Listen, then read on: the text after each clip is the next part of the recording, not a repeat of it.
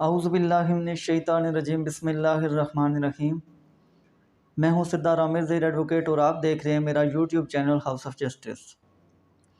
Viewers, आज हम बात करेंगे ऑनलाइन कर्ज़ा ऐप जो इस वक्त पाकिस्तान में बहुत तेज़ी से फैल रही हैं और इस वक्त जो पाकिस्तान में डाउनलोड होने वाली सबसे बड़ी तादाद वो इन कर्ज़ा जो ऐप्स हैं ऑनलाइन कर्ज़ा देते हैं इनकी है।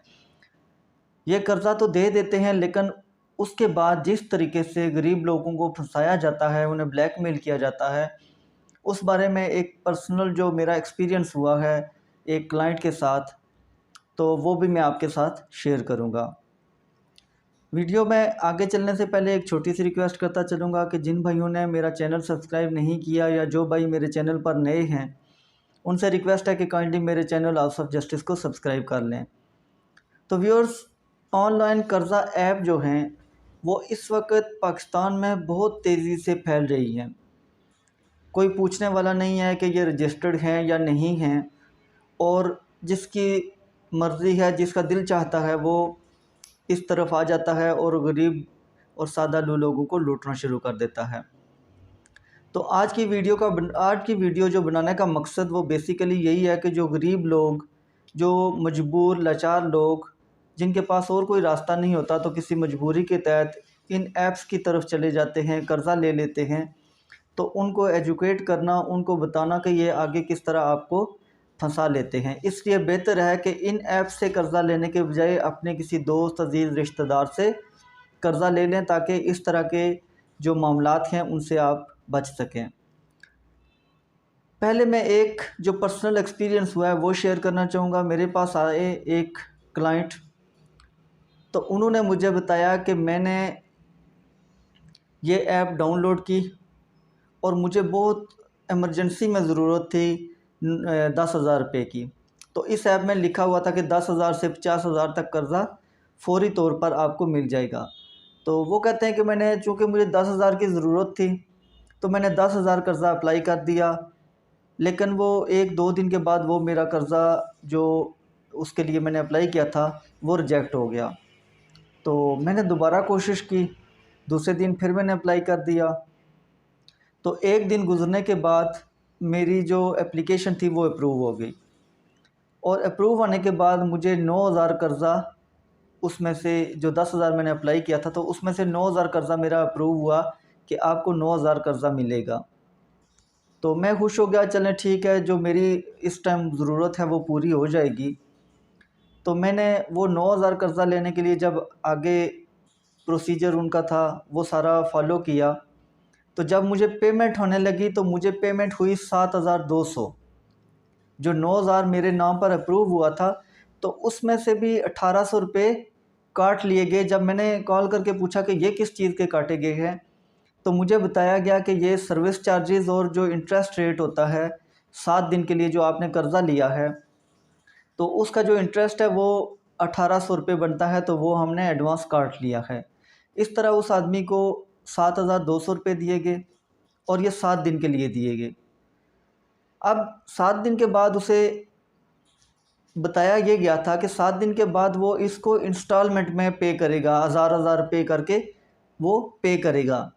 लेकिन जब 7 दिन गुज़रे तो 7वां दिन जब आता है तो वो आदमी कहता है कि मुझे कंपनी से कॉल आ जाती है और वो मुझे कहते हैं कि आप आज ही 7वें दिन उनकी कॉल आती है कि आप आज ही 9,000 रुपये जमा करवा दें।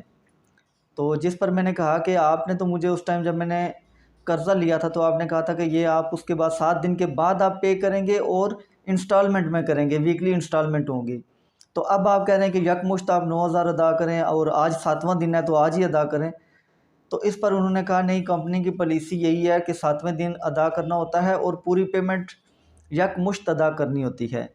तो अगर आप चाहते हैं कि आपको मज़ीद टाइम मिले तो आप इस तरह करें कि 1,800 रुपये हमें पे कर दें, तो जो 9,000 है उसके लिए आपको 7 दिन का मज़ीद टाइम मिल जाएगा।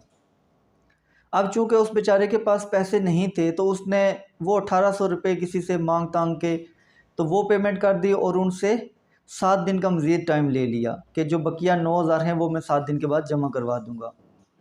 उसके बाद क्या हुआ कि जैसे ही एक दिन गुज़रा टाइम तो उन्होंने उस वक़्त 7 दिन का दिया, लेकिन जैसे ही 1 दिन गुज़रा तो वो आदमी कहता है कि मुझे फिर नुमाइंदे की कॉल आ गई और उसने कहा कि आप जो 9,000 रुपये हैं वो अभी आज ही जमा करवाएं। जिस पर मैंने कहा कि मैंने कल 1,800 रुपये जमा करवा दिए हैं और 7 दिन का टाइम लिया है। तो इस पर वो कहता है कि वो जो आपने 1,800 जमा करवाए हैं वो 1 दिन का टाइम था जो आपको कल के लिए मिला था। या तो आप आज ही 9,000 रुपये पूरे जमा करवाएं या फिर 1,800 रुपये मज़ीद दें और 1 दिन का टाइम ले लें। जिस पर उसने बहुत ज़्यादा उनसे मतलब वो बहस मुबासा किया कि नहीं आपने ये कहा था। तो उन्होंने कहा आप हमें रिटन प्रूफ दे दें, कोई ऐसा प्रूफ कोई किसी तरह का दे दें कि हमने आपको 7 दिन का टाइम 1,800 रुपये के लिए दिया था। तो जिस पर उसने कहा कि आपने मुझे कॉल के थ्रू बताया, तो अब मैं कहाँ से रिटन प्रूफ मैं कहाँ से लाऊँ? तो उन्होंने कहा कि हमारे पास रिटन प्रूफ है, आपने जो भी हमारे साथ ये किया हुआ था, अप्लाई किया था, तो उस टाइम आपने ये जो टर्म्स एंड कंडीशंस वाली थी वो एग्री किया हुआ था। तो उसमें लिखा हुआ है कि अगर आप 7 दिन के बाद पेमेंट नहीं करते तो पर डे आपको ये पेमेंट करनी होगी और जो असल रकम है वो वहीं पर रहेगी। उसमें अक्सर ऐसा देखने में आता है कि जब भी कोई ऐप डाउनलोड की जाती है तो उसमें या कोई भी ऐसी ऐप्स में आप जाते हैं तो अक्सर आता है टर्म्स एंड कंडीशन, तो वो बहुत लंबी उनकी टर्म्स एंड कंडीशंस होती हैं। तो मतलब मोस्टली लोग यही करते हैं कि वो उनको पढ़ते नहीं हैं और फ़ौरन उसको ऐसे करके नीचे करके तो एग्री कर देते हैं। अब यहाँ पर भी उस बेचारे ने यही किया था, क्योंकि उसे तो एक तो इंग्लिश पढ़नी आती नहीं थी और दूसरा जो एक हमारी हैबिट बनी हुई है उसे कोई भी पढ़ता ही नहीं है कि ये लिखा क्या हुआ है। बस जो लिखा हुआ है ठीक है, फ़ौरन ऊपर ऐसे ऐसे करके तो एंड पर जाके उसको एग्री कर देते हैं। तो इसका मतलब ये होता है कि आपने ऊपर जो चीज़ें हैं वो पढ़ ली हैं, समझ ली हैं और आप उनको एग्री कर रहे हैं कि ये आप मान रहे हैं कि जो भी इन्होंने लिखा है ये मैं इसको मंज़ूर है, मुझे इस पर कोई ऑब्जेक्शन नहीं है। तो इस बेचारे ने भी वही किया था। अब अल्लाह जाने उन्होंने वहाँ पर क्या-क्या उसमें टर्म्स एंड कंडीशन में चीज़ें मेंशन की हुई थी। बहरहाल उन्होंने इसको कहा कि आपने वो जो टर्म्स एंड कंडीशंस एग्री की हैं तो उसमें लिखा हुआ है कि आपका जो कर्ज़ा अगर 9,000 है तो 7 दिन के बाद अगर अदा नहीं करते तो पर डे आपको 1,800 रुपये पे करने पड़ेंगे। जिस पर वो बेचारा उसके उनके साथ तो कोई लड़ाई झगड़ा हो गया। वो इसको धमकियाँ देने लगे कि हम ये करेंगे, वो करेंगे। तो वो मेरे पास आया। जब मेरे ऑफ़िस में आया तो मैंने कहा कि आप यहाँ बैठ के कॉल लगाओ। उसने वहाँ बैठ के कॉल की तो वही बंदा आगे से इंतहाई बदतमीज़ी के साथ उसके साथ मुख़ातब हुआ। तो जिस पर मैंने फ़ोन लेकर उससे एक रिक्वेस्ट की कि भाई आप किसी सीनियर के साथ बात करवा दें। उसने हमें सीनियर का नंबर दे दिया। जब हमने सीनियर से बात की तो वो हमें कहने लगा कि आपने जो पेमेंट ये आज तक की हैं, आपने हमसे 9,000 लिया है, लेकिन ये जितनी भी पेमेंट आपने अगर कोई की है, 1,800 की है या इससे ज़्यादा की है, तो वो आपने किसी गलत बंदे को की है। हमारा तो उस बंदे से कोई ताल्लुक़ ही नहीं है। तो जिस पर हमने उसको कहा कि हम जो पेमेंट करते हैं, जो कर्ज़ा लिया जाता है तो उसकी वापस जो रीपेमेंट होती है वो वापस अदा किया जाता है। तो उसके लिए तो कंपनी एक कोड देती है, तो उस कोड के थ्रू वो पे करते हैं, तो वो तो बगैर कंपनी के कोई और वसूल ही नहीं कर सकता। तो जिस पर उसने कहा कि नहीं हमारा इस आदमी से कोई ताल्लुक़ नहीं है, अगर ऐसा है तो आप रिकॉर्ड निकलवा के हमें दिखाएं कि ये हमारा बंदा है। इसके बाद वो बेचारा और परेशान हो गया। उसने दोबारा उस पहले वाले जो बंदा था, जो नुमाइंदा था, उसको कॉल मिलाई। जब उसको कॉल मिलाई तो उसने कहा कि ये मेरा रजिस्टर्ड नंबर है, मेरे नाम पर है, लेकिन आप इसका डाटा निकलवा नहीं सकते। आप मुझे मेरा डाटा निकलवा के दिखाएं, आप प्रूव कर दें कि मैं इस कंपनी का नुमाइंदा हूँ या ये सिम मेरे नाम पर है। दूसरा, उसने मज़ीद धमकियाँ देते हुए कहा कि तुम मेरा कुछ नहीं बिगाड़ सकोगे। तो मेरे क्लाइंट ने उसको कहा कि मैं आपके ख़िलाफ़ लीगल कार्रवाई करूँगा। जिस पर वो कहता है तुम कर लो लीगल कार्रवाई, तुम्हारे पास सबूत क्या है, तुमने तो हमारे लिख कर ये चीज़ें दी हुई हैं, जो मतलब उसने वो पहले से एग्री की हुई थी। उसके बाद वो मज़ीद धमकियाँ देता है कि आप अगर मुझसे किसी भी तरह की दुश्मनी लेना चाहते हो तो मैं उसके लिए भी तैयार हूँ। आपने ये पेमेंट करनी ही करनी है, लेकिन अगर आप किसी भी तरह का मुझसे दुश्मनी मोल लेना चाहते हो तो आप ये शौक़ पूरा कर लो। आप ख़ानदानी दुश्मनी करोगे तो मैं उसके लिए भी तैयार हूँ। आप जो करना चाहते हो मैं उसके लिए तैयार हूँ। तो आपकी भूल है, आपने टक्कर गलत जगह पर ली है। तो बहुत सारी धमकियाँ वो उसको देने लगा। जिस पर मैंने उसे कहा कि आप फ़ोन बंद करो।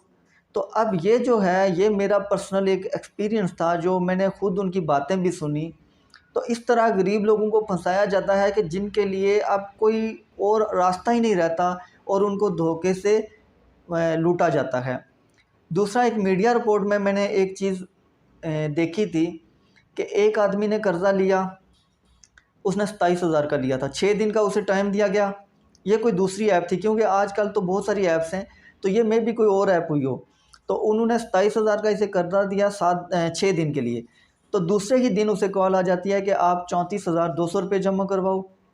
तो जिस पर उसने कहा कि मेरा तो अभी 7 दिन है या 6 दिन है, जो भी उन्होंने बताए थे, तो आज तो दूसरा दिन है, तो आज मैं कैसे अदा करूं।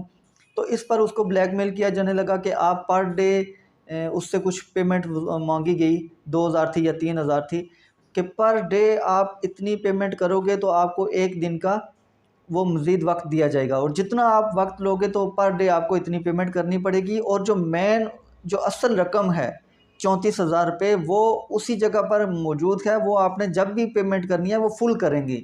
ये इंस्टॉलमेंट जितनी भी करेंगे ये आप इंटरेस्ट में करेंगे, आप टाइम लेने के लिए करेंगे। तो अगर आप पूरी रकम अदा करेंगे तब आपको वो जो आपने कर्ज़ा लिया है वो आप ख़त्म होगा। अदरवाइज़ ये जितना भी आप छोटी छोटी पेमेंट कर रहे हैं, तो ये हमें आप उसके जो टाइम ले रहे हैं, मज़ीद टाइम ले रहे हैं, तो उस सूरत उसके लिए आप इंटरेस्ट पे कर रहे हैं। तो इसलिए चूँकि अभी हमारे यहाँ पर कोई चेक एंड बैलेंस नहीं है, जिस तरह की भी ये आ जाती हैं ऐप्स, तो बहुत अच्छे अच्छे एड्स ये बना के दे देते हैं, और बहुत मतलब इस तरह के होते हैं, अट्रैक्टिव होते हैं। इन्होंने वो बहुत ज़्यादा इसको हाईलाइट करते हैं कि आसान शराइत पर कर्ज़ा हासिल करें, छोटे कर्ज़े हासिल करें। तो जो गरीब लोग होते हैं वो बेचारे अपने किसी अजीज़ रिश्तेदार से मांगने के बजाय जब ज़रूरत पड़ती है तो वो कहते हैं कि ठीक है जी, इन ऐप से ले लें तो छोटी छोटी इंस्टॉलमेंट में वापस कर देंगे, लेकिन बाद में वो लोग इनको ब्लैकमेल करना शुरू कर देते हैं। तो ऐसा कोई भी काम करने से पहले आप खुद इसको एक एक्सपीरियंस इस तरह भी कर सकते हैं कि ये जितनी भी ऐप्स हैं, इनके ऐप्स में जब डाउनलोड करने से पहले आप इनके बारे में पूरी इन्फॉर्मेशन लें। हो सकता है कोई सही भी हो, लेकिन जो मेजॉरिटी है वो ऐसे ही काम कर रही है।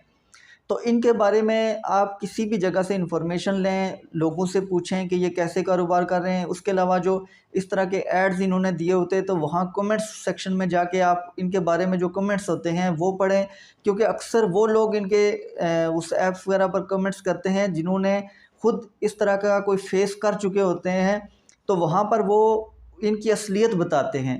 तो वो कमेंट पढ़ के बहुत सारे लोगों को आगाही हो जाएगी कि जो मैंने बातें की हैं वो सही हैं, और ये ऐप्स लोगों को बहुत बुरे तरीके से फंसाकर ब्लैकमेल कर रही हैं। तो बेसिकली मेरा आज का जो वीडियो बनाने का मकसद है वो यही है कि लोगों को एजुकेट किया जाए कि इस तरह के ऐप्स में एक तो सूद वैसे ही इस्लाम में हराम है, और सूद जो भी सूदी कारोबार करता है तो उसके लिए कहा गया कि वो इस्लाम से समझ लें कि खुली जंग है, जो सूदी कोई भी काम इस तरह का करता है जो लेता है या देता है। तो इसलिए ऐसे काम करने से बेहतर है कि आप किसी अपने अजीज़ रिश्तेदार दोस्त वगैरह से अगर इस तरह की कोई अमाउंट ज़रूरत हो, कर्ज़ा ज़रूरत हो, तो उनसे ले लें। तो उम्मीद है व्यूअर्स वीडियो पसंद आई होगी, चूँकि ये बहुत ही इंफॉर्मेटिव टॉपिक है और इस पर इतना ज़्यादा अभी तक कोई वीडियोज़ नहीं आई हैं। तो इसलिए मेरी एक छोटी सी रिक्वेस्ट है कि जिन भाइयों ने इस वीडियो को देखा है वो इसको आगे भी शेयर करें, और स्पेशली अपने तमाम जानने वालों के साथ शेयर करें, ताकि इस तरह के फ्रॉड से जितने लोगों को इस तरह का वो नुकसान हो रहा है तो उनसे उनकी जान बच सके, या जो अभी ऐसा करने जा रहे हैं तो वो इस चीज़ से बच सकें। इसी के साथ इजाज़त चाहूँगा। अपनी दुआओं में याद रखिएगा। फ़ी इमानिल्लाह।